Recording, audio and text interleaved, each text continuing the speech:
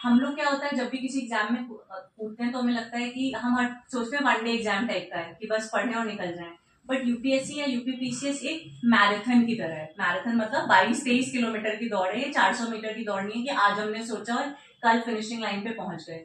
तो सबसे पहले तो अपने आप को मेंटली प्रिपेयर करिए। देखिए कोई भी एग्जाम निकालने के पहले आपको मेंटली अपने आप को प्रिपेयर करना होगा कि एक लंबी ये लड़ाई है, एक लंबा संघर्ष का दौर होगा, 1-1.5 साल तैयारी में लगेगा और 1 साल एग्जाम चलता है। प्रीलिम्स फिर 4 महीने बाद मेंस, फिर 3 महीने बाद इंटरव्यू, तो लगभग 1 साल का एग्जाम है। तो 2-2.5 साल आपके जीवन के जाएंगे इस पूरे एग्जाम को पढ़ाई करने में और निकालने में।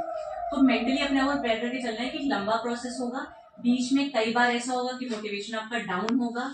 उसके लिए जैसे मैं करती थी, मैं कहीं भी जैसे टेबल पे पढ़ी तो अपने सामने मैं चिपका के रखती थी कि I want to see my name in the final IAS list. तो कुछ ना कुछ आपको अपने आप को मोटिवेट करने के लिए, दोस्तों का ग्रुप हो सकता है, आप यूट्यूब पे वीडियोस देख सकते हो मोटिवेशनल, या अपने सामने लिख के रख सकते हो। कुछ ना कुछ आपको मोटिवेट, देखिए मैं इमोशनल और मोटिवेशनल एंगल पे पहले इसलिए बता रही हूँ क्योंकि पढ़ाई आप सब कर लेंगे, आप सब लोग एनसीईआरटी पढ़ लेंगे, लक्ष्मीकांत पढ़ लेंगे, हिस्ट्री में विपिन चंद्रा पढ़ लेंगे, सबको पता है पॉलिटी में क्या पढ़ना है, ज्योग्राफी में क्या पढ़ना है।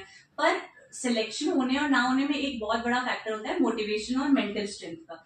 उसको बनाए रखना सबसे इंपॉर्टेंट है।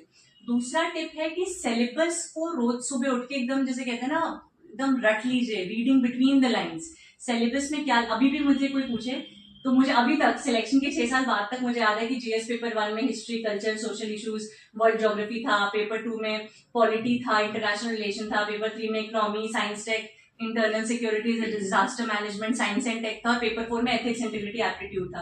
तो इतना याद किया था उस समय 2 साल की अभी तक मुझे याद है कि पेपर 1, 2, 3, 4 में मोटी मोटी बातें क्या थी।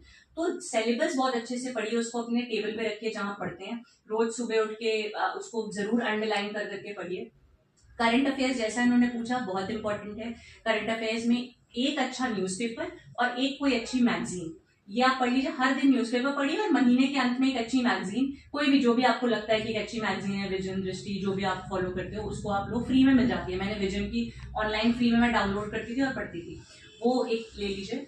एनसीईआरटी की किताबें, बच्चों वाली किताबें समझ के मत इग्नोर करिए। एनसीईआरटी की किताबें इंपॉर्टेंट है आपके फाउंडेशन बनाने के लिए, और फाउंडेशन स्ट्रांग होना बहुत जरूरी है। तो कक्षा 6, 7, 8, 9, 10, 10वीं तक की सारी एनसीईआरटी की किताबें यूनिवर्सिटी रोड पे पुरानी किताबें भी मिल जाती हैं। पुरानी किताबें लेके उनको पढ़ लीजिए, उसमें ज्यादा फैक्ट्स मिलेंगे आपको नई एनसीईआरटी के मुकाबले। तो एनसीईआरटी से फाउंडेशन बनाइए।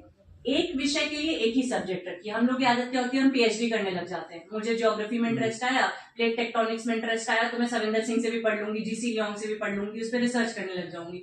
वो नहीं करना है। आपका जो जीएस है वो एक्सटेंसिव नॉलेज, मतलब आपको थोड़ा थोड़ा सब विषयों के बारे में पता होना चाहिए, और आपका जो ऑप्शनल